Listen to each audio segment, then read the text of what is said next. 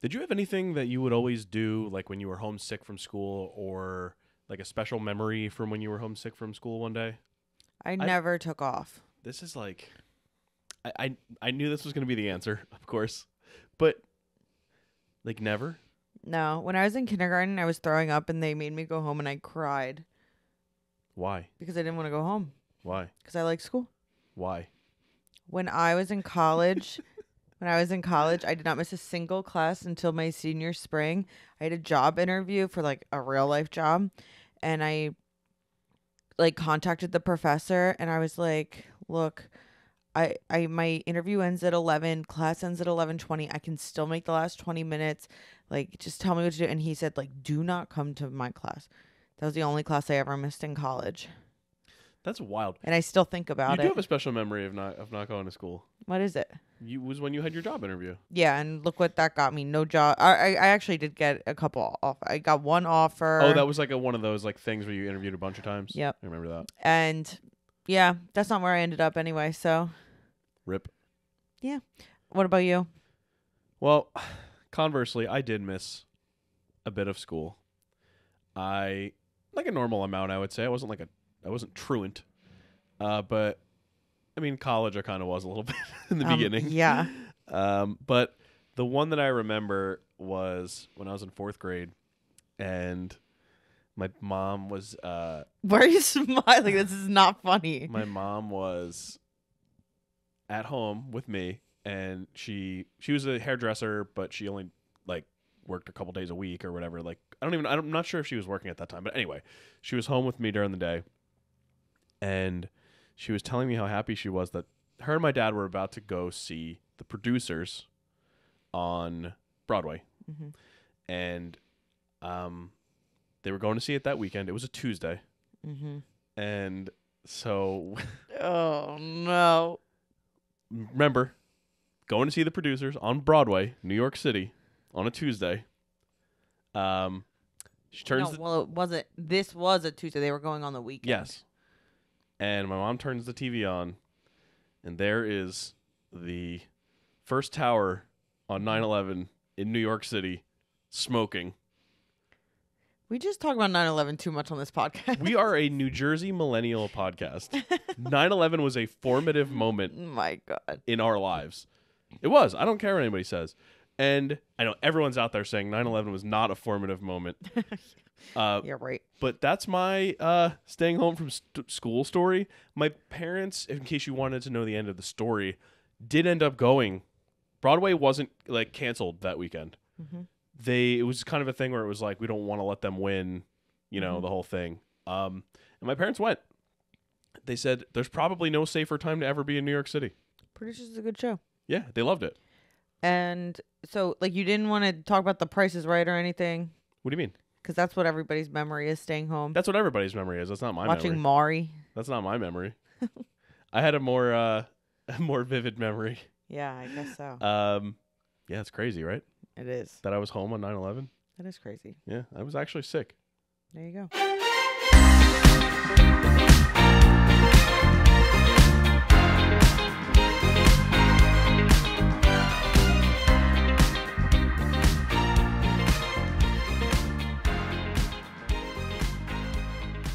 Okay, it's Tom's birthday week. It is. And we are celebrating with one of his all-time favorite movies. Yeah, one of my few 5 stars on Letterboxd. There you go. I'm Erin. I'm Tom.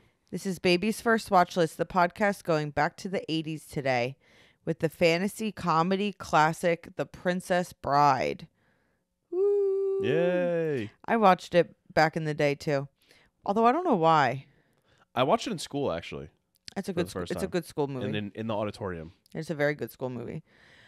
This movie was smack in the middle of Rob Reiner's Dynasty era. I was going to say like the Chicago Bulls, but I didn't know what years and stuff like that. The 90s Bulls. 90s Bulls. Late 80s, too. This was probably Well, I guess it's around the same time. It is around the same time.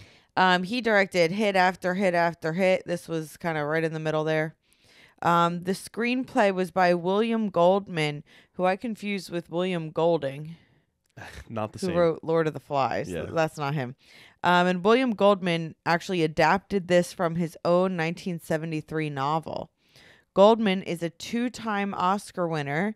What did he win the Oscars for writing? Butch Cassidy and Sundance Kid. Yep. And I don't know. All the President's Men, Oh, yeah. which we watched. Yeah. Seen both of those.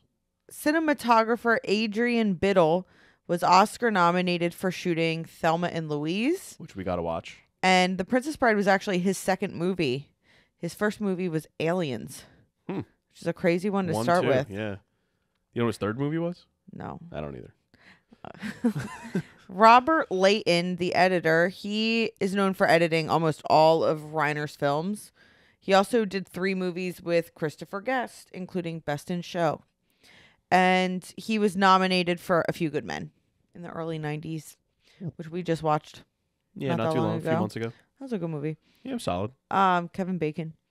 The music was by Mark Knopfler, who is the lead guitarist for Dire Straits. Yes. He is the winner of 4 Grammys, and he was actually named by Rolling Stone as the 27th best guitarist of all time. And it's kind of like the guy who did Killers of the Flower Moon. He was on that list too. Robbie Robertson. Yep. So we got a couple of very famous best guitarists of all time that also did movies. Yeah. Honestly, like, this guy did a couple other movies, but not like big ones. Mark Knopfler. Mm-hmm. Yeah. He's mostly known for Dire Straits. He said that he was he would only do the score, the story goes, if Reiner snuck the hat that he wore in This Is Spinal Tap into this movie. And it's in the grandson's bedroom. Oh, that's cute. Yeah. That's a really kind of dumb thing to... It was probably like, I'll do it, but like, here's the funny little thing I'm going to hang over your head that I want you to put in this movie. Yeah, that's fine. It'd be kind of weird if it was like, I need that in the contract or else the deal is off. My guess is it was not an ultimatum. No, probably not. So, all right, what's his last name? The lead guy, Carrie... I think it's Elwes. Elwes. All right. Starring Carrie Elwes, who is best known for this plus Saw. Saw. He's in some of the Saw movies. And Robin Hood Men in Tights. Yes.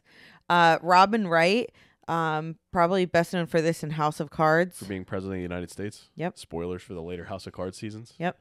In case you're in 2024 working your way through House of Cards. Yeah, that is true. Mandy Patinkin, best known for this in Homeland. Sure. And for him and his wife being cute on Instagram or whatever. On Instagram. Chris Sarandon, who... Best known for...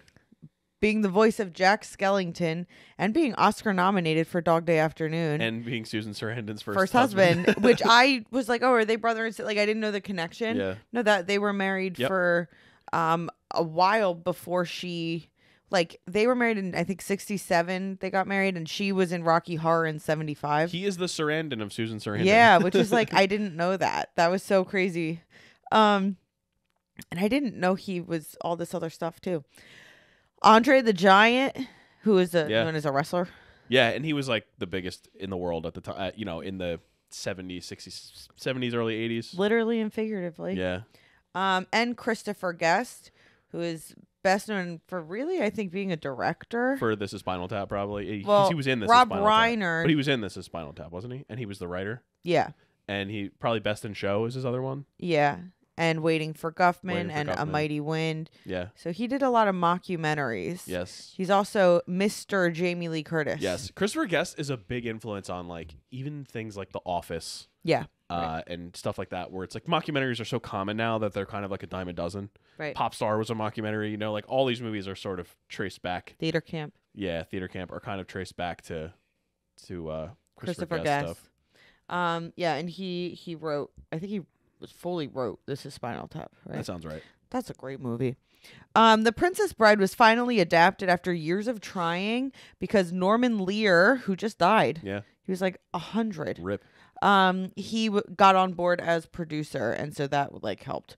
Rob Reiner loved the book as a kid. He always wanted to make it, and he actually had a chance to. He wanted to do it like right after This Is Spinal Tap, but they had to wait a little bit. Yeah. The movie was filmed throughout England and Ireland in 1986, including where? The Cliffs of Moher. Oh yeah, the Cliffs of Insanity, which we've been to, and the Cliffs of Moher are amazing. I have not been there. Oh, you haven't been there? No, I have not. They're amazing. They're so beautiful and very windy, as you could imagine. Yeah. They let people just like go right up to the edge. Is that what they're climbing up when Wesley's chasing them?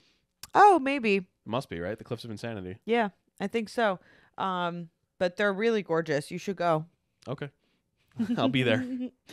Upon its release in 1987, The Princess Bride was a success with critics, and it actually currently has a 98% on Rotten Tomatoes and an A+ cinema score. I was a little surprised by that. And again, this is one of my favorite movies of all time. It's a crowd pleaser, I really think. Is. Um, It's a good crowd pleaser. Oh, it's so great. Such a good movie.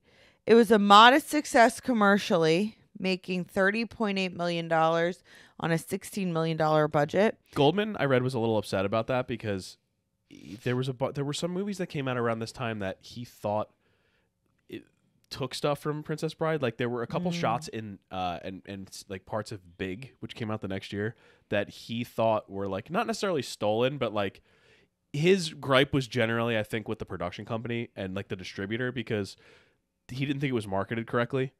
Interesting. And so like he was seeing other elements of his movies in movies that came out shortly thereafter that were doing better, and he was like, "See, this could have worked if they had done it right when my movie was coming out." Well, I kind of see how it would be difficult to market this movie properly. Yeah. Because it's a very like it's funny. Right. But it's hard to put that into like a little commercial. Especially at the time, because there weren't a ton of movies like this, and it was sort of on the back end of the sort of fantasy genre. Well, and I feel like fantasy sometimes is a hard sell for sure. Like I don't really like if I see something's a fantasy movie, I'm like, anyway. Let me go see Madam Web and sit. No, I'm just kidding. Madam Web apparently is like it's like a period piece apparently. And guess what? It's not doing very well. I saw people that were like, I don't know. Like I realized like halfway through the movie because of like one reference they made. What like when was it? It takes place like in like the 80s or something like that. Oh really? Oh yeah, I'll look it up. Go ahead. That is so weird. Yeah, so it did okay commercially, but not like amazing. And it did, though, become a cult classic later on, especially kind of like with that first like home video rental market. Yes. And it's still considered like a major cult classic. People love this movie. It was nominated for only one Oscar, Best Original Song. I didn't even know it was nominated for an Oscar. Yeah. Yep, which makes sense just because the guy's a rock star. There have been multiple attempts since the 80s to adapt the movie into a play, but nothing has really come to fruition. There have been things like live readings that have happened, and there was a rumor with that a remake was possible. Yeah. But yeah, many people protested that. Jamie Lee Curtis said there is only one Princess Bride, and it is fine. William Goldman's Princess Bride. Yeah, and like I get that. So they did not remake it yet. Yeah. And I hope they don't. I don't need a remake. Oh, so in Madam Web, back to Madam Web, there's a reference to the song "Toxic" by Britney Spears that they dance to at a diner apparently, and apparently like they just dropped that it's the early 2000s. Oh. And I don't know if this is true, but the tweet that I saw was like, "Oh, that Britney Spears is going to be huge one day." And it's like she was already massive by the time Toxic came out. That was the back end of her like that was actually probably like the midpoint of her like massive career. Yeah.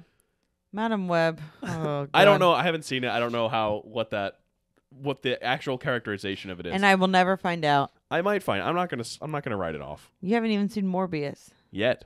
Same screenwriters. Yes. It's a dynasty, baby. So I have a couple of like weird NJ connections that aren't really NJ connections. I've got one for you if they aren't really. All right. So the first one is Chris Sarandon's first wife, Susan, grew up in New Jersey. Okay, I got one that's better than that. In Edison, New Jersey.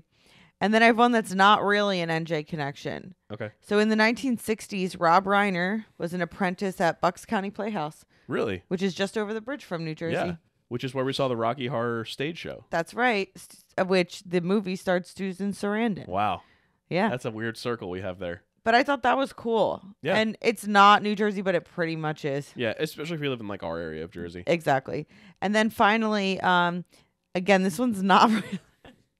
It's New Jersey, but it's just like, okay. Mandy Patinkin went to Juilliard. Okay. And his classmate at the time was Kelsey Grammer, who Grew up in New Jersey. Wow. Great. Yeah. So those are my 3 New Jersey connections. All right. So William Goldman, Okay. he was writing Butch Cassidy and Sundance Kid Yes. while he was a teacher of creative writing at Princeton. All right, I'll take that. That's a New Jersey connection. Probably the best one. Yeah, which broke him into really his like big career, Mm-hmm. which led him to writing the screenplay of his 1973 novel, The Princess Bride. He seemed a little curmudgeonly. William Goldman? Yeah. Yeah, he's got a little Giamatti and the Holdovers to him, I think. Yeah. That's fun. All right, so that's what I got for my Princess Bride stuff. All right. Here's the little plot synopsis. So, an elderly man, played by Peter Falk, he was Columbo. Remember when I said when the movie started? No. I said, oh, I can't wait for the hot grandpa. Yeah, he was Columbo. He reads the book The Princess Bride to his sick and currently bedridden adolescent grandson, played by Fred Savage. Okay, wait, but I swore Peter Falk was going to be from New Jersey, and he was not. Because of his accent. Just because he gives that vibe. Where's he from? I think Chicago. That sounds right. Chicago sounds right. The reading of the book has been passed down within the family for generations. My father read it to me, or whatever he said. Yeah. The grandson is sure he won't like the story with a romance at his core, because he prefers something with lots of action and no kissing. Oh, also the mom. Yeah. She used to be married to Steven Soderbergh. Wow. That's random. Yeah, isn't it? But he lets his grandfather continue because he doesn't want to hurt his feelings. The story centers on Buttercup, played by Robin Wright, a former farm girl who has been chosen as the princess bride to Prince Humperdinck, played by Chris Sarandon, of Florian. Buttercup does not love him. She still laments the death of her one true love, a farmhand named Wesley, played by Carrie Elwes, 5 years ago at the hands of the dread pirate Roberts, which is a great like mysterious villain name. Yes. I love that. Apparently, Dread Pirate Roberts was real and was like the most successful pirate. They all say that though. How many successful pirates were there? Not that many. Blackbeard, Bluebeard, Pegleg, Pegleg. Eye Patch, Parrot Guy. On a horse ride to clear her mind of her upcoming predicament, Buttercup is kidnapped by a band of bandits. Bluebeard. Huh? How's your beard blue? Don't worry about it. Too much water. Yeah. The dastardly Vizzini, played by Wallace Shawn, and his 2 associates, a giant named Fezzik, played by Andre the Giant, and a Spaniard named Inigo Montoya, played by, what's his name again? Mandy Patinkin, who has trained himself to be an expert swordsman in order to avenge his father's death at the hands of a 6-fingered man. They, in turn, are chased by the dread pirate Roberts himself, who's kind of like in like a Zorro-type vibe, with like the little mask thing. But chasing them all is the prince and his men, led by Count Tyrone Rugen, played by Christopher Guest, who also happens to be the very same 6-fingered man. After Roberts rescues Buttercup by defeating Inigo in fencing, Fezzik in hand-to-hand combat, and Vizzini in a battle of wits, he is revealed to be who else but Wesley. The prince eventually... He's got a new swag. Huh? He's got a new swag. He does have a new swag. I have no idea how she didn't recognize it. The prince eventually catches up to them, retakes Buttercup, and sentences Wesley to a secret death. After Wesley is tortured and killed, Inigo and Fezzik find him and bring him to Miracle Max, played by Billy Crystal, and Great his wife name. Valerie, played by Carol Kane. Kane, Queen. Fired by the king, who helps revive him. The 3 head into the castle where Inigo exacts his revenge on Rugen. Wesley bluffs long enough for the prince to be captured, and the 3 escape with Buttercup. Inigo weighs an offer to become the new Roberts, and Wesley and Buttercup live happily ever after. And yes, the grandson ends up loving the story and asking the grandfather to come back and read it again the next day. The Princess Bride. It's a great movie. Yeah. It's a perfectly tight movie. Yeah, exactly. I like a screenplay like that. There's no dilly-dallying around here. But the thing is, like, there is dilly-dallying around here, but it's all, like, in service of world building. What I really like is I like the framing device and how they go in and out of it. Yeah. I think it's that's very so 80s fun. to me.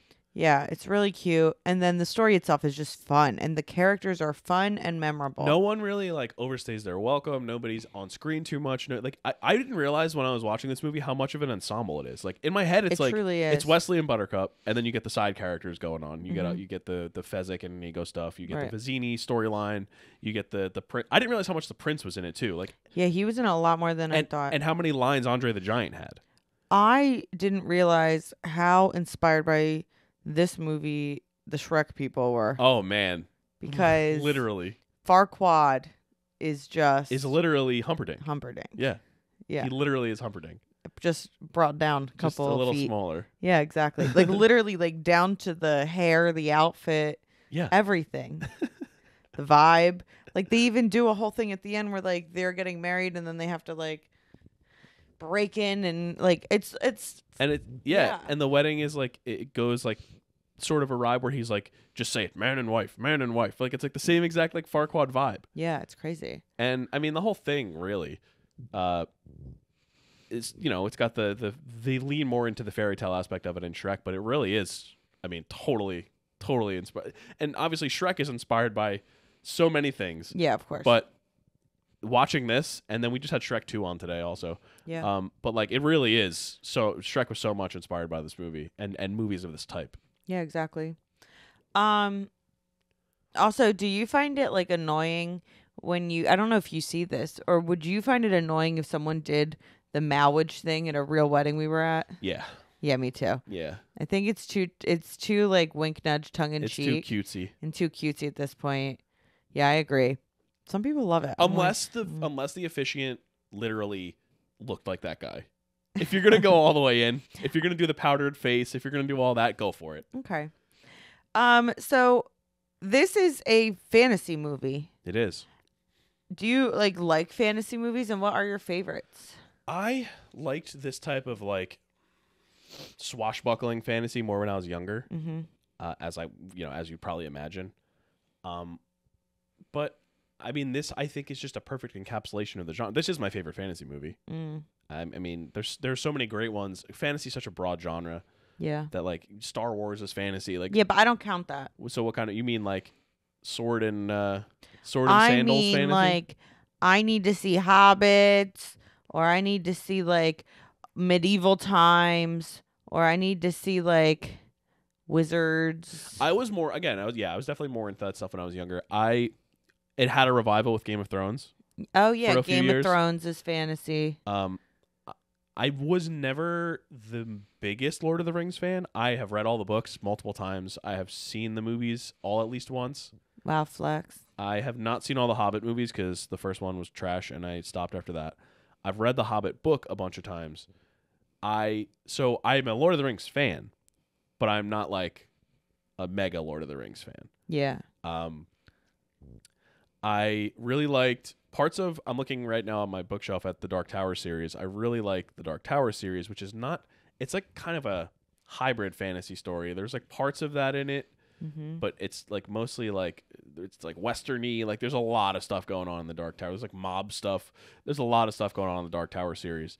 But like I like when there's a twist on fantasy like this, or like Game of Thrones, where it was like sort of focused more on the political aspects of everything that was going on while mixing in certain magical elements and certain dragons and all that stuff.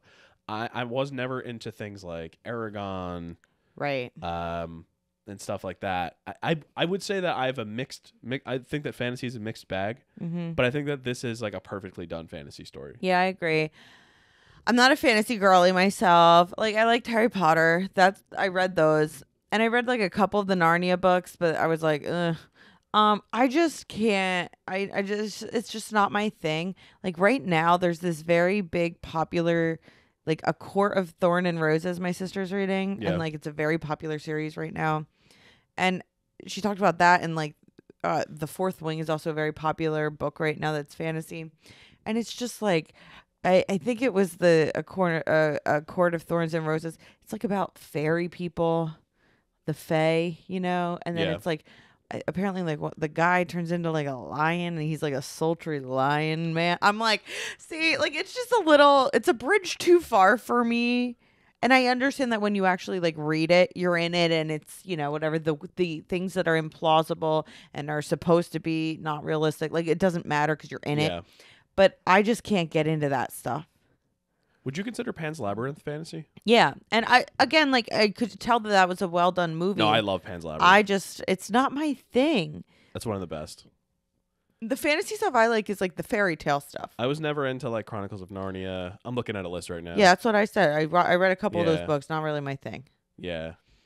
The stuff I kind of like now that I'm going through this is like the Greek myth stuff. So like Jason and the Argonauts.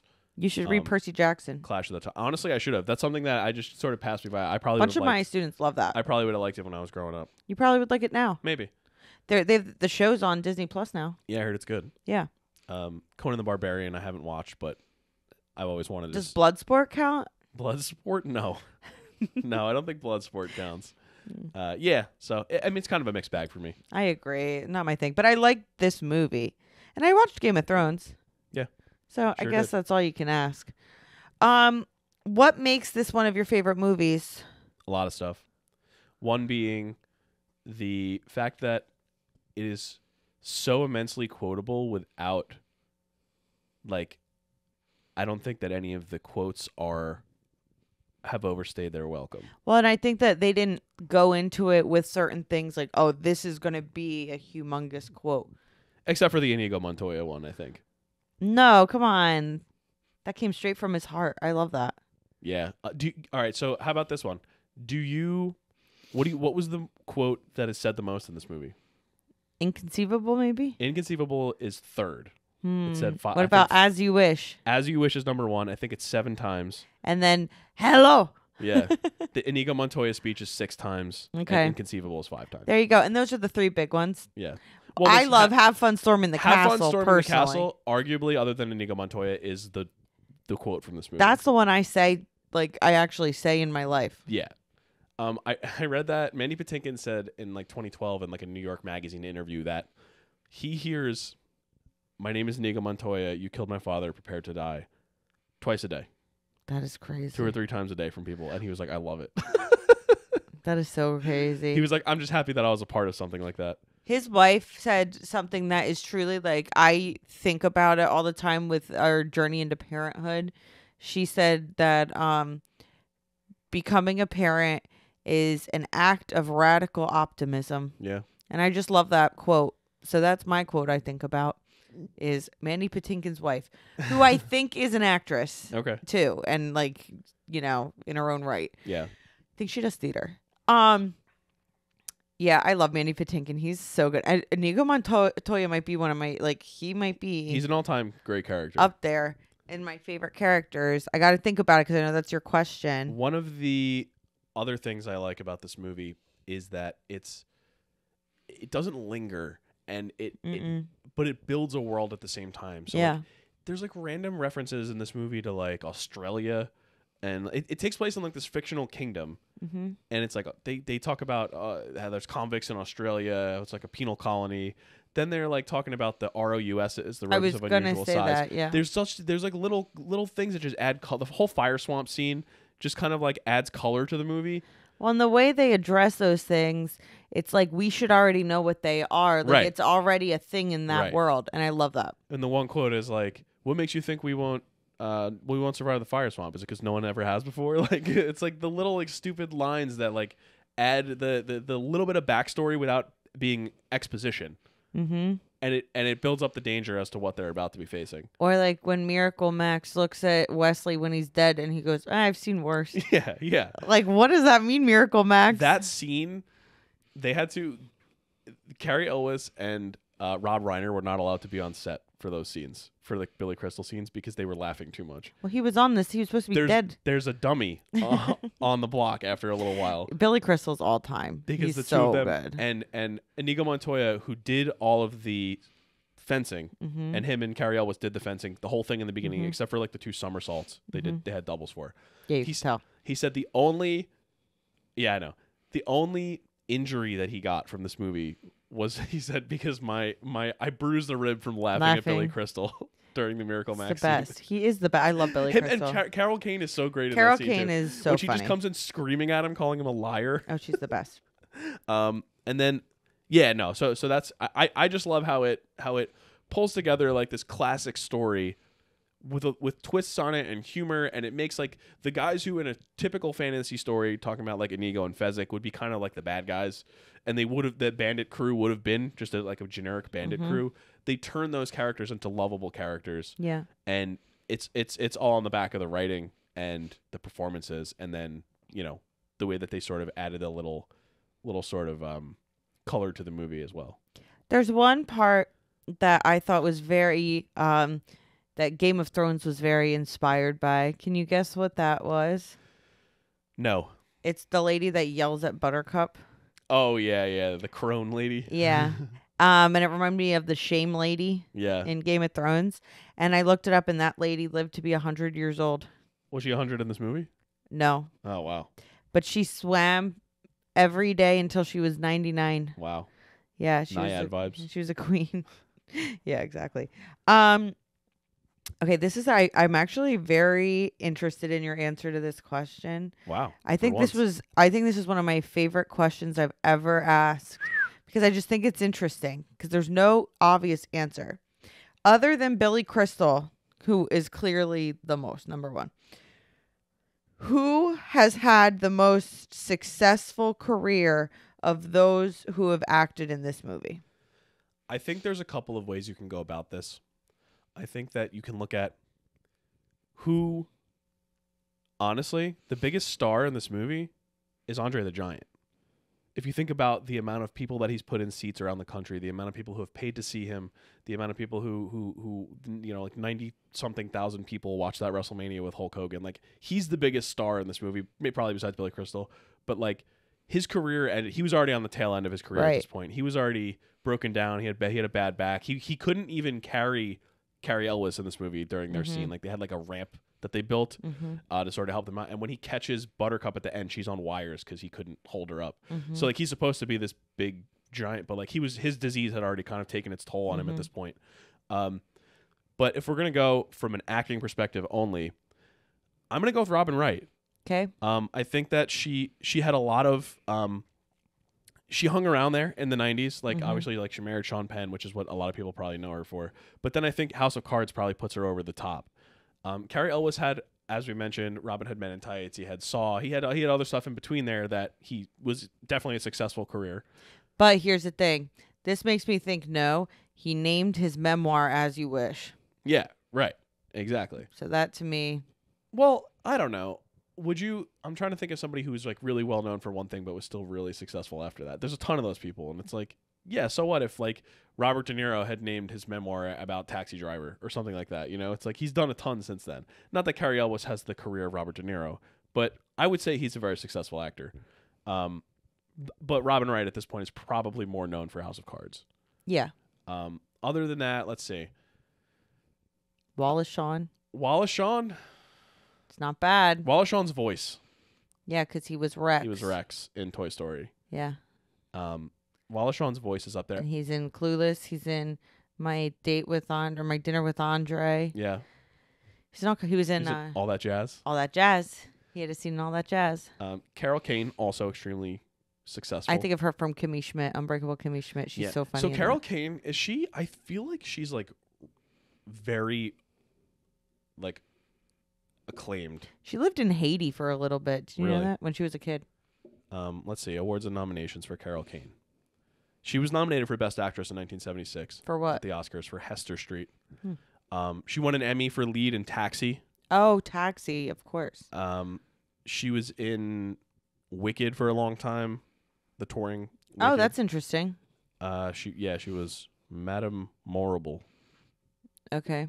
Okay, that Wicked trailer, like that commercial, did not look great. No. So we'll see, but she's still in a bunch of stuff. She was in a bunch of episodes of Gotham.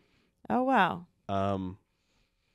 Yeah. So I don't know. Maybe her, but what about Mandy Patinkin, Homeland? He had his moment. For sure. But I'm gonna go with Robin Wright. Robin Wright. There you go. I think that's the right answer. My answer is probably Christopher Guest. You think so? Yeah. Because he's an acclaimed director. Yeah, I guess. So what was your question? The most successful. Most successful? Yeah, I don't know. Maybe there's an argument to be made for a lot of these people. I just think because Christopher Guest, like you had mentioned, he like is the director of that kind of subgenre. Yeah. And he's very influential. The most famous is Robin Wright now. I think. You think so? Yeah. But I would argue most successful maybe is Carol Kane. Okay. Obviously, Billy Crystal aside. Yeah, right. Yeah. What about Fred Savage? Oh yeah, Fred Savage. Oh, but he just got kicked off the Wonder Years thing. It was a whole Oh, thing, yeah, so we're not yeah, going to yeah. do that. What about Peter Falk? What about Columbo? See, Peter Falk, I don't know, is he known for more than Columbo? Yeah, Princess Bride. Yeah, exactly. He won 4 Emmys and a Golden Globe. He was ranked in 1996 as the number 21 on TV Guide's 50 greatest TV stars of all time list. Twice nominated for Academy Awards. Oh, wow. For Best Supporting Actor for Murder, Inc. 1960 and Pocketful of Miracles 1961. Wow, 2 years in a row. Yep. He was in Wings of Desire. Mm-hmm. He was in It's a Mad, Mad, Mad, Mad World. Oh, yeah. Classic. A Woman Under the Influence. Mm-hmm. Yeah, I mean, maybe him. It's a hard question, everyone, right? because nobody in this movie is like a mega star Besides Billy Crystal. I was like, this is such a good question because so many people have had like one other big thing. Yeah. Or like, like Christopher Guest is a really well-known director, but like you have to know who Christopher Guest is. You have to know who he is. Like Peter Falk, same thing. Like he was super big for that thing in the 80s, 70s. I don't know when Columbo was, but like 68 to 78. There you go. Okay. So like my parents would probably say, grandparents would probably say Peter Falk or Carol Kane. But I don't know. Like what would your mom might say Robin Wright? Oh, definitely.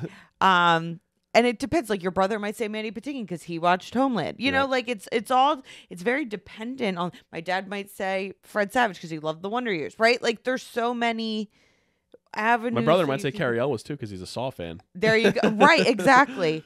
And then there's somebody that might just say Andre the Giant. Yeah. Exactly.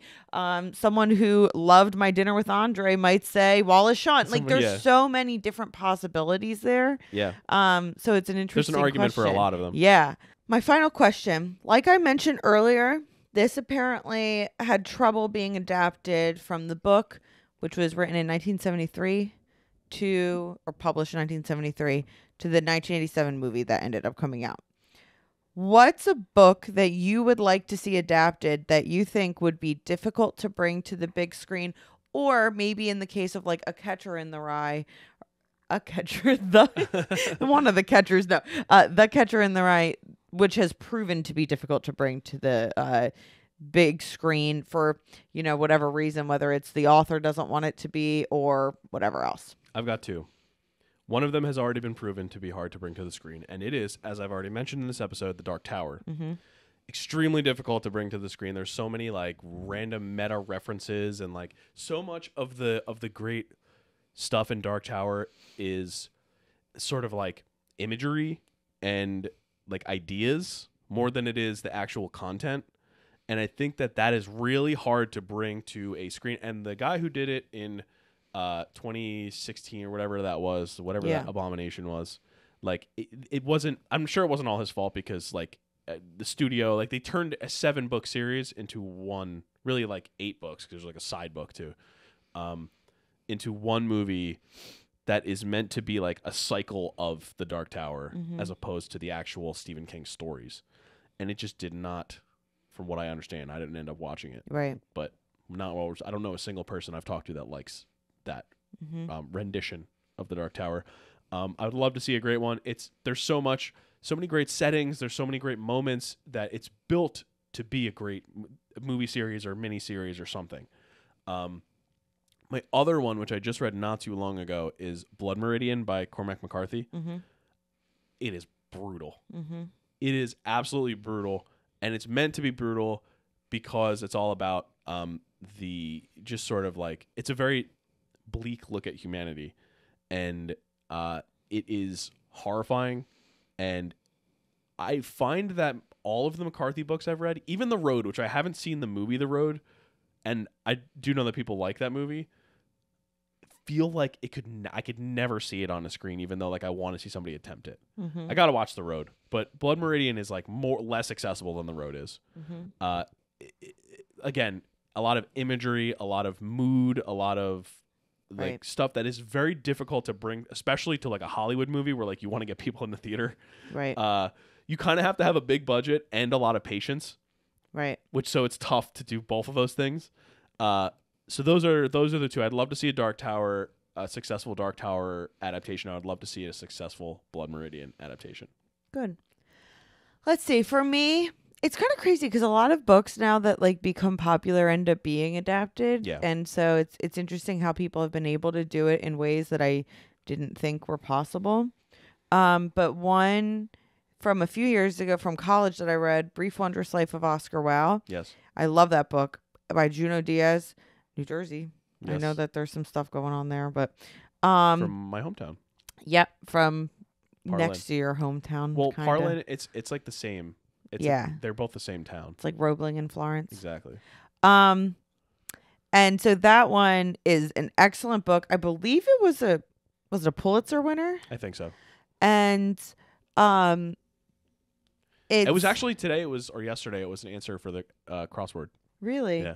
It has multiple stories within it, and it's about this guy Oscar Wilde who went to Rutgers, but it's not really about him. And the narrator is someone else that It's about I like a think family curse. and it's about a family curse that Oscar's family has on it. Magical realism. And there's magical realism in it, and then there's a lot of history about the Trujillo dictatorship in the Dominican Republic, I Yes. believe. Mm-hmm. And so it covers so many different things.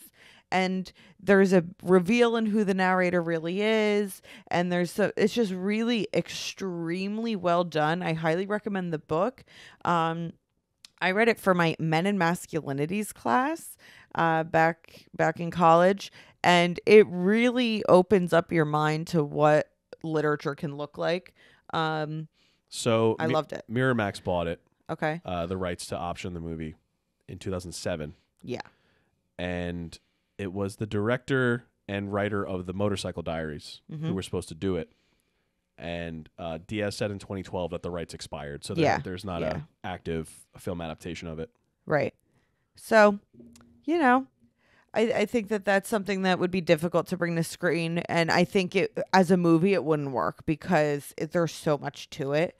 I feel like an HBO miniseries would be better. I was thinking like Station 11 by Emily St. John Mandel. We got to watch the miniseries. Was similar, where it covers so much, but it was turned into a miniseries. My only problem is that it's pandemic-y, and I can't with pandemic-y stuff. But it was pandemic-y before the pandemic. I know. And that's what I read it before the pandemic. Yeah. And I loved it. And I think that was a National Book Award winner, maybe. Yeah, I think it was. Excellent book. Yeah. But it's a little too dark as far as It's a little too prescient. exactly. So I'm like, ugh. But apparently the miniseries is excellent. So that would have been one, but apparently it was done really well. And then I have one more, which I don't know if it's been optioned. One of his other books did become a miniseries, I believe, but Colson Whitehead's Nickel Boys, which was another Pulitzer winner, because I only read really, really well received book. No, I actually barely ever do. And it turns out that when I do, they end up being really good. How weird. There is an upcoming film, The Nickel Boys. Really? I loved that movie. Or I love that book. Yeah, me excuse too. me. I love that book. And I don't think it would be hard to adapt it into a good movie because it's such a great, it's an interesting story. I just really love the way it's written, and I hope and think it would be difficult to pull out the writing being so good. Right. You know what I mean? Like when a book is just so well written that you're like, wow, I don't know how they did that. I'm just like, how do you adapt that to the screen properly? Yeah, it's going to be... Apparently, it's already filmed. Really? It just says upcoming. I don't see a date for it. Will star Anjanou Ellis. I mean, she's wonderful. Yep. And Who will she play? Good question. That's interesting. Yeah. It's not about... I mean, I don't think she's the lead, Right, obviously, but I she's in think it. that she's in it. Interesting. And the other people I don't think are... Oh, it's one of the guys from When They See Us. Uh-huh. And then Fred Heckinger, who was from 8th grade. Yep. And he was in the Fear Street trilogy and The White Lotus. He was the kid in The White Lotus, the one that Robbie had on his podcast, right? Yes. And Hamish Linklater, the guy from like Midnight Mass and New Christine. Yeah, New Christine. Yeah. Old Christine. Old Christine. New Yes. Adventures of Old Christine. Oh, I'm excited for this. Okay. Legion he was in. Yeah, Yep. so there's a lot of stuff going on. And I also found out that Blood Meridian also is becoming a movie. Wow, we're picking good ones. Directed by the guy, John Hillcoat, who directed The Road. Okay. Because Cormac McCarthy was such a like recluse that he would only trust like certain people. And I think that he actually liked The Road, the way that the movie came out. And he died, I think, last year. A couple years ago, maybe. And so I guess John Hillcoat is one of his people that he would trust with his work. Oh, I can be like a really cool like freshman English major at like a fancy college up in Vermont guy Yeah. and say Infinite Jest. Yeah. Of course. I'm But sure it would be impossible. I've never read that. Or like Finnegan's Wake. Yeah. Or something Like one of those. Ulysses. I also forgot that No Country for Old Men was Cormac McCarthy. That was a good movie. Yeah. So the Coen brothers, I guess, are on that list too. There you go. All right, cool. That was a good question too. Wow, I'm like really good at those. Who's your favorite character in this movie? It's so hard. I think it's Inigo Montoya, to be honest with you. I think this is a Tony Soprano situation for me, Oh, really? where it's like Inigo and then Oh, okay. Well, besides Inigo, then Miracle Max, obviously. okay. Because his name's Miracle Max. It's so good. And he's in one scene and he steals the scene. He steals the And movie. he's just like, why do you got to bring up the king's son who fired me? He's so good. He's so obnoxious. And he's like, when Wesley like clearly says like true love, and he's like, he said no, to blave, which means to bluff, That's really good. which And means he probably owed you money. I loved him. And then, Well, Max and Valerie are William Goldman's parents' names. well, they're iconic. And my other choice is got to be Andre the Giant because he's just so lovable. He's so cute in this movie. Dog paddle. Yeah, I only do the dog paddle. He's so cute. My other one is Humperdinck, to be honest with you. I forgot, like, I didn't know that I, like, forgot that guy was in the movie. He was awesome. And he was in it a lot, and he was really good. He was who I picked up on this time as like, oh my God, like, how did I not appreciate this guy? And Yeah, I was exactly. into the villains in movies earlier. Yeah. Because I was Because really you're cool. really cool like that. But he was never one of those that was really on my radar. But he's so good and he's so detestable in this movie. Yeah, I loved him. He carries it through where like Vizzini is like the Flash in the beginning. And you're like, this guy is like all over the place. He's doing all this crazy stuff. He dies like mid-laugh. Like, Yeah. But the real villain, obviously, is Rugen and the Prince. Right. And Humperdinck, honestly, Christopher Guest in this movie, He's secretly really good, he's too. scary. Yeah. He's like one of the characters in this movie that's not funny. He's Right. just evil. Like, Yeah. Humperdinck is funny. Humperdinck has some funny lines. Yeah, but even Christopher Guest's character at one point, like, says no to to Humperdinck when he turns the machine up to 50. Right.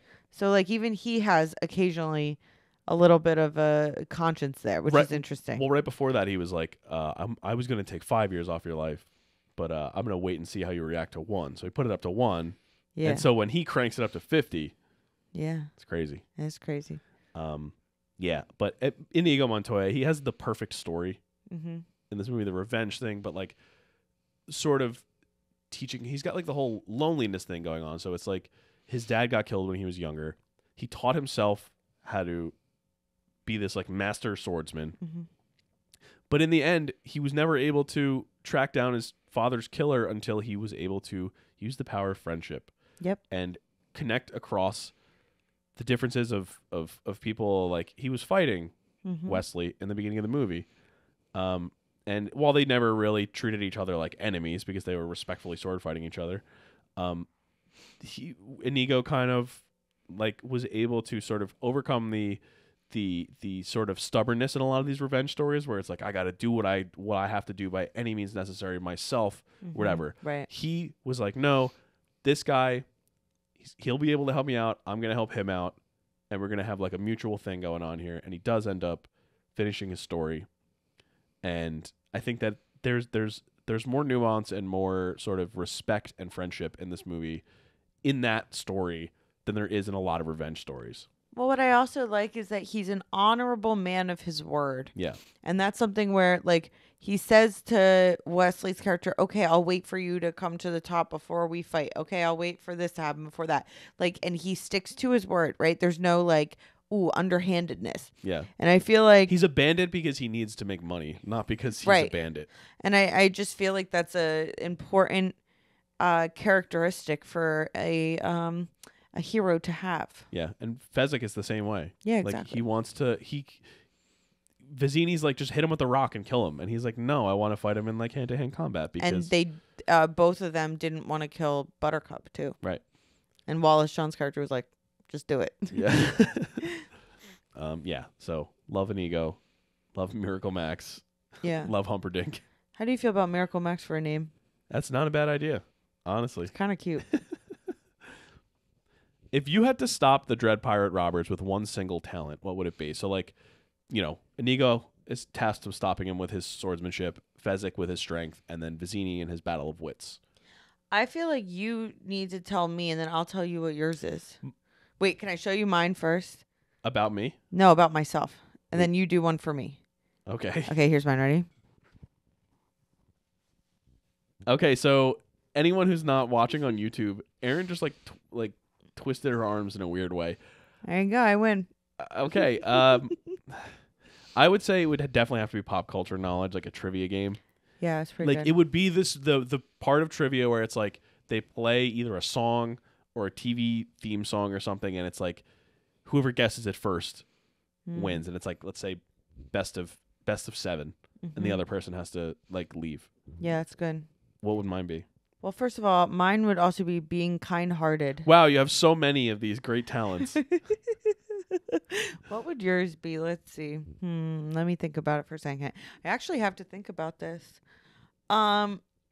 Yours would be actually I know yours. Yours would be calling what the announcers for football games will say right before they say it.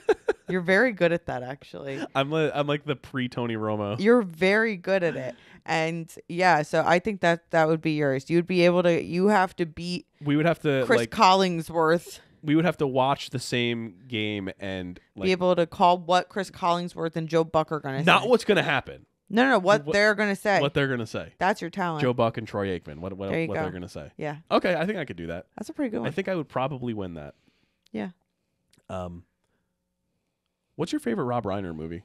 I can't answer this. This is my favorite. Unfortunately. This is my favorite one. This one? Yes. All right, here's my problem. It's not like it'll never be beaten. I love Misery, I love Misery. but I think it's this one. Here's the thing, which Goldman did too. William Goldman wrote Misery too. Right. Well, adapted Misery from the Stephen King novel. Here's the problem is that a lot of Rob Reiner movies are my favorites within the genres that they're in. So it's hard for me to even do it that way where it's like, well, this is my favorite fantasy movie, so it's definitely going to be this one because Misery's up there with my favorite thriller. The Bucket List is up there. Not the bucket list. And I really love This Is Spinal Tap. That was one of the first movies that got me into movies. Yeah. That was the one that I got it. Like, oh, that's really funny. So like I really love that when it comes to mockumentaries and comedies and music movies. Stand By Me is one of my favorite just coming of age dramas. It's so good. When Harry Met Sally is the GOAT romantic comedy. Like I can't pick. Okay. I love so the, many. I'm picking The Princess Bride. Okay. But I agree with your analysis overall. I think I would have to go with When Harry Met Sally. If I was like, you have to pick one, I think that's what I would pick. That would be my top 3. That would probably be third after Misery, after this one and Misery. Yeah. But there's so many good ones. He has so many movies that like... What did I miss? Few Good Men.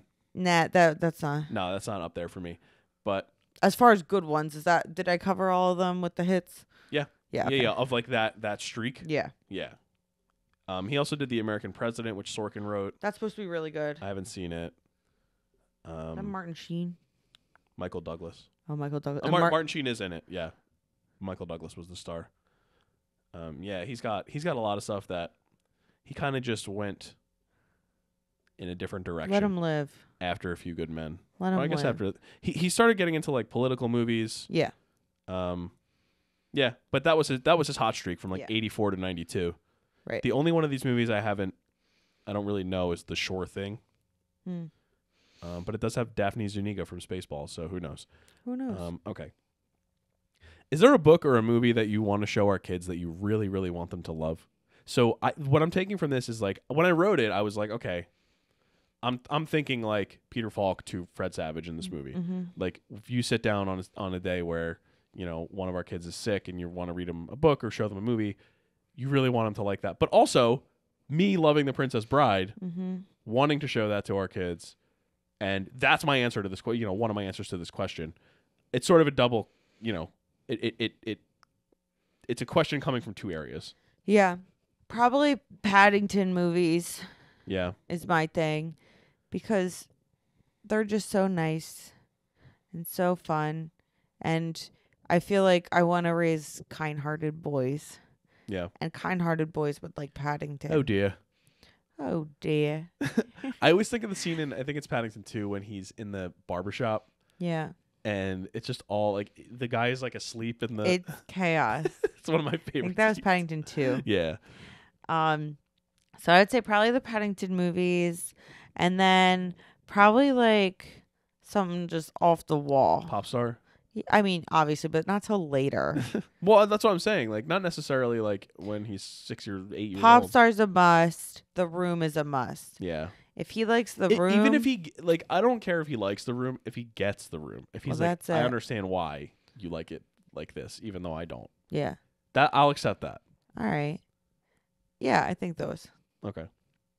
The other one that I have is I really hope that he's into like stupid thing like the Big Lebowski type movies where it's like I just want him to understand the absurdity of genres. I love a lot of my favorite movies like this, Big Lebowski and Pop Star, which are three that I just mentioned, are sort of satirical twists on established genres. Yeah. And I love that.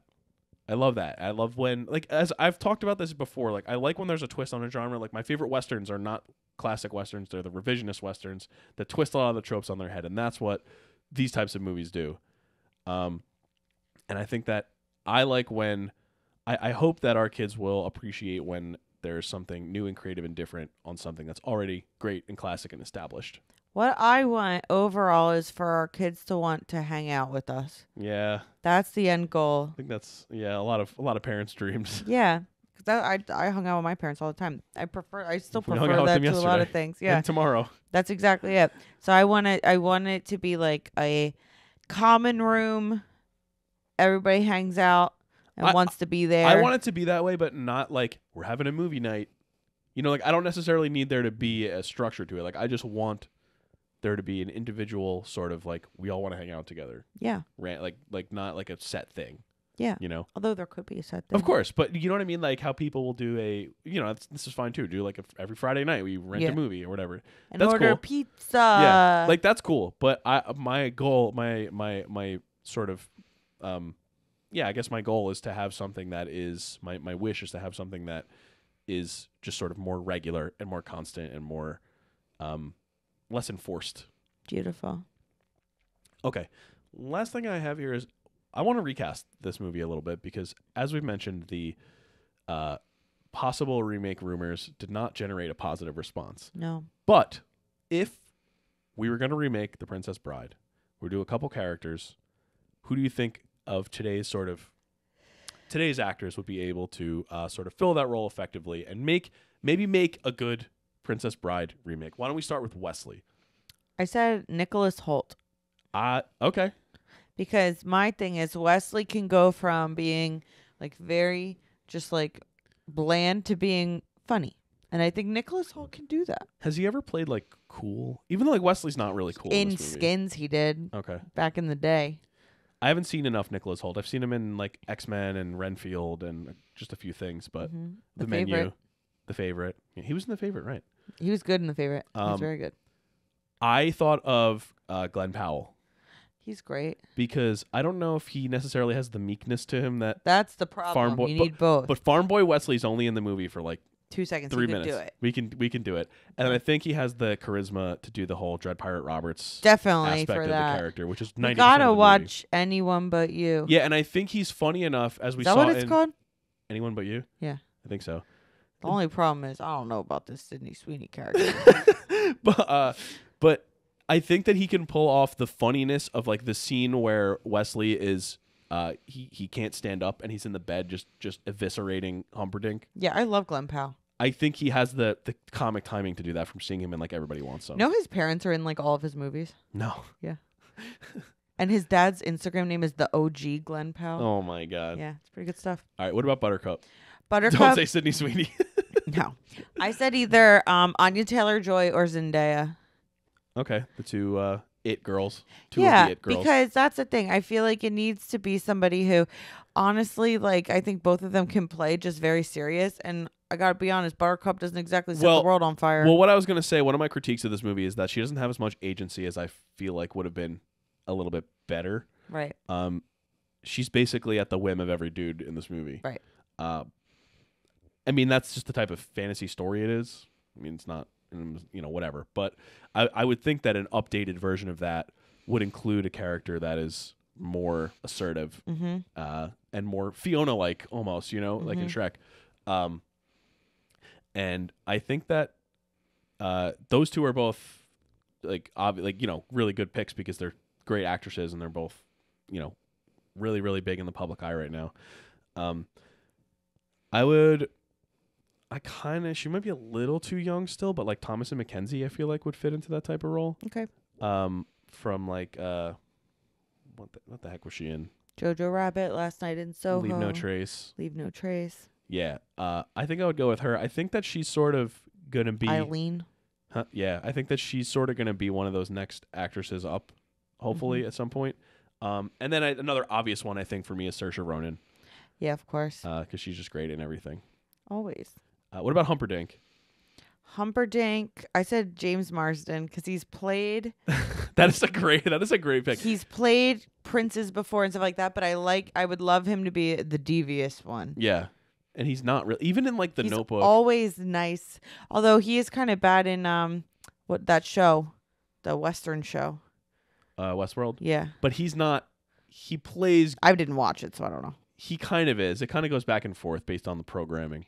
Yeah. But he was in the Notebook, right? Yeah. And he's framed as like the obstacle in that movie, but he's not really a bad dude. He always plays a nice guy. Yeah. Yeah. So I think he could play dastardly. Yeah. He's a great pick. Thank you. Yeah. Humperdinck. Well, it's funny because Humperdinck. Never mind. I'll say this later. But there's like so many of this type of actor. Yeah. That's out there. Yeah. I honestly don't know who I'd pick for Humperdinck. There's like 50 people you could pick for Humperdinck. Gotta do an audition process. I know. I would have to audition for Humperdinck. I would have to figure out who's the right who's the best fit. Alexander Skarsgård. Because is he funny enough? He's shown that he can be funny in Succession. Oh yeah, that's true. He's very funny in that movie in that show. Yeah, I mean, I think he can do whatever he wants. I'm gonna go with Glenn Powell facing off with Alexander Skarsgård. Inigo Montoya. This is honestly one of the harder ones. I agree. I said Diego Luna because I feel like Pedro Pascal is the obvious. Oh, that's the obvious choice. But I'm over. I love Pedro Pascal, but I'm over him being cast in every single thing. So I said Diego Which is a similar Luna. reason why I didn't say Paul Mescal for Wesley. Yes. Because I think that he and Andor, is that what it is? Yeah. I think he can do the whole action hero thing. He's a little old. He's in his 40s, I think now. But that's not the wrong. I don't think that there's an age limit on Inigo's character. Right, exactly. So I said him, because he's got that, like the Star Wars Rogue One swag. Yeah. And I just think that would be an interesting role for him. I think we could go with Oscar Isaac too. I think he has that. Just think he's a chameleon. Mm-hmm. I think he can do a lot of stuff. I don't know if I've necessarily seen him in like a... He is a sad boy. He's a little like schlubby in a lot of his roles. Like I'm thinking of like Inside Llewyn Davis. Yeah. But I think that he could tap into that because he's pretty charismatic in Star Wars. Yeah, he is. Oh. Yeah. So I would probably go with him. Wow, Star Wars picks. For Inigo, yeah. Because everyone knows we're huge Star Wars heads. What about Fezzik? I've got one for Fezzik. I said Jason Momoa because he's actually really tall. Yeah, I would go with Dave Bautista. Oh, that's a good pick. And they're both kind of interchangeable, I feel like, Bautista. Yeah. But I think there was nobody that I thought of that like truly fit. Yeah. But I thought Jason Momoa, number one, he's like 6'4", 6'5", Batista's that big too. and he is very, very likable, and so is Batista. So those. Dave Batista, I have to say, as a fan of wrestling, has maybe surprised me more than any other. He might be the best like wrestler actor that we have.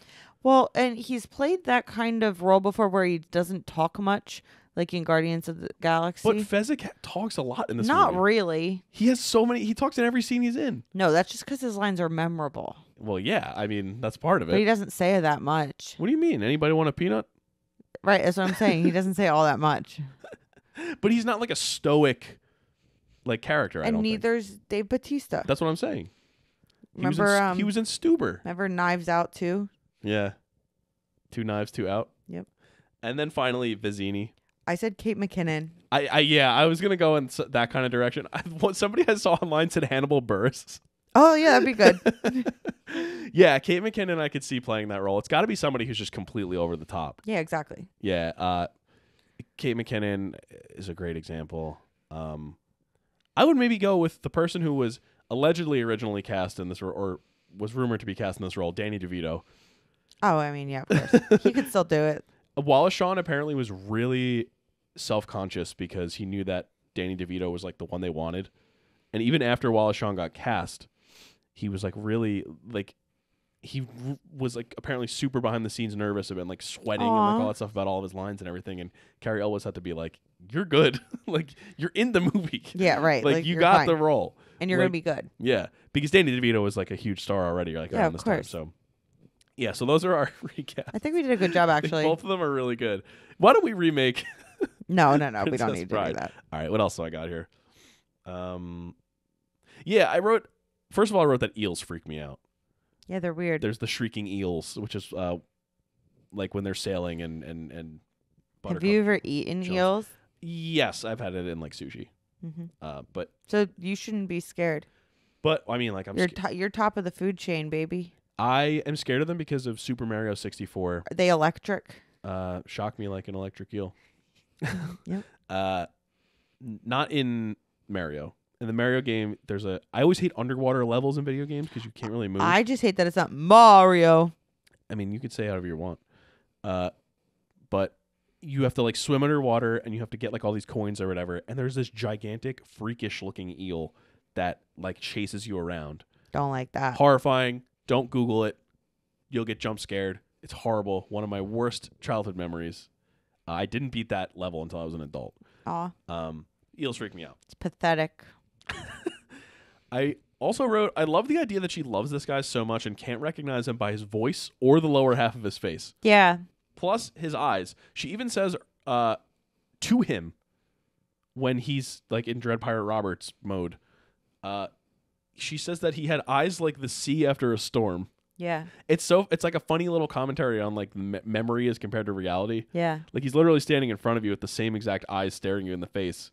Yeah, it's iconic. But your memory has conjured up this thing where it was like this major, beautiful moment. Yeah. And whatever. Adds to the absurdity of it all. Yeah. Oh, this is what I want to talk about. Who do you think is the oldest living person in this cast? Oldest living person in this cast. Now, Peter Falk was the oldest. Okay. He passed away. Besides the 100-year-old lady. Well, right. I mean, of the main people. Oldest, Mandy Patinkin. No. Mandy Patinkin is, I believe, 71. That's not bad. Oh, well, Billy Crystal's pretty old. So we got. Oh, but no. Chris Sarandon's 81. Chris He's old. Sarandon He's is old. 81. I saw that and I was like, he's 81. Chris Sarandon is 81. Billy Crystal is 75. How crazy is it that I remembered that? Yeah. Let's see. There's somebody who's 80. Carol Kane, maybe. She's old. Carol Kane might be 80. Yeah, Chris Sarandon is 81. He's old, dude. Carrie Elwes is 61. Robin Wright is still 57. Oh, my God. Really? Yeah. Christopher Guest is 76. I thought there was somebody who was 80. Maybe. How old Wallace was Shawn is 80. What about Carol Kane? And Carol Kane is 71. Oh, really? Younger than I thought.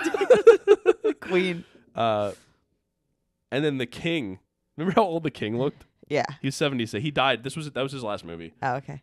He died a few years later. He died at 76. Oh, he was so friendly. Yeah, when he was like She like kisses him on the cheek, and she's like, "I'm gonna go to my chambers and end my life tonight." And he's like, "Oh, she kissed me." Yeah, Like, that was so. um, yeah. So, 81, Chris Sarandon, and he plays the prince in this movie.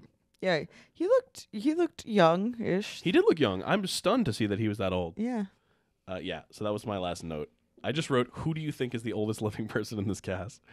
Okay. Ebert review. He gave it 3.5 stars out of 4. I'm sure he would have given it an A+ on CinemaScore. He says, "The Princess Bride begins as a story that a grandfather is reading out of a book, but already the movie has a spin on it because the grandfather is played by Peter Falk, and in the distinctive quality of his voice, we detect a certain edge. His voice seems to contain a measure of cynicism about fairy stories, a certain awareness that there are a lot more things on heaven and earth than have been dreamed of by the Brothers Grimm." He goes on to say, in its own peculiar way, The Princess Bride resembles This Is Spinal Tap, an earlier film by the same director, Rob Reiner. Both films are funny not only because they contain comedy, but because Reiner does justice to the underlying form of his story. Spinal Tap looked and felt like a rock documentary, and then it was funny.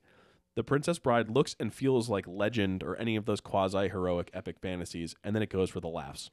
Part of the secret is that Reiner never stays with the same laugh very long. There are a lot of people for his characters to meet as they make their long journey, and most of them are completely off the wall. Love it. And that's part of it, too. Like, where does freaking Miracle Max come from? It's just randomly in, like, the third act. So good. Yeah. I'll do my trivia. I wrote down 7 trivias, but I think I said a couple of them already because I knew that I had a lot of them. I said the thing about... Okay, I've said a bunch of them. I've said almost all of them. All right, what didn't you say? I said... I haven't said... Okay, although Christopher Guest plays a count in this film, in real life he's a baron. Oh, okay. He is the 5th Baron Hayden Guest of sailing in Essex in the peerage of the United Kingdom. Wow. Yeah.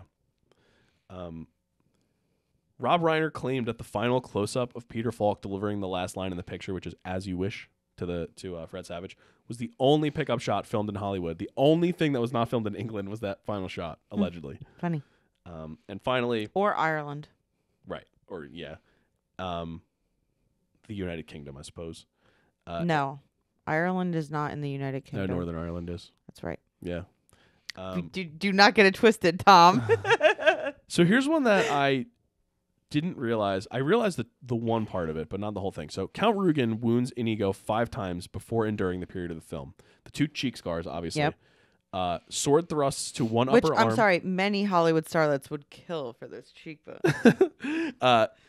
He sword thrusts to one upper arm in the opposite shoulder and the knife wound in the stomach. Yeah. When Inigo finally gets the upper hand in their duel, he returns exactly those wounds and no more. The forearm and the shoulder, then the cheek slashes, and then finally a thrust to the stomach. Yeah. I never realized that I noticed the cheek slashes. Yeah. I always thought it was the cheek slashes, but I never realized that it was all 5. That's good and stuff then right the there. killer was the one that... You just can't beat it. Really good stuff. And then what else do I got? I think that might be it. I have a deep dive that I'm just going to put, because we're running a little long, so I'm just going to put it in the show notes. It's about the book and how he took the book and turned it into the screenplay. Yeah, so that is The Princess Bride. I love this movie so much. It is still one of my favorites. I am happy to report that I did not like it any less this time. Yeah, that is important, because you never know. Been a few years since I'd seen it. It's a bona fide banger. It's a gem. I loved it. I loved more about it. I loved the Chris Sarandon stuff a lot more than I did in the past.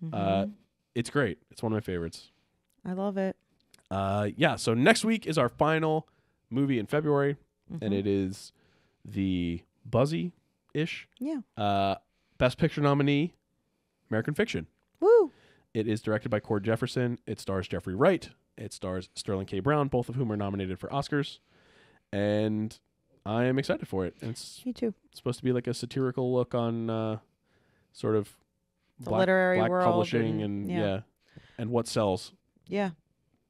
Yeah, so we hope you enjoyed listening to The Princess Bride and rewatching it or watching it for the first time if you did, recently. And so we will see you next week for American Fiction. Okay, have fun storming the castle.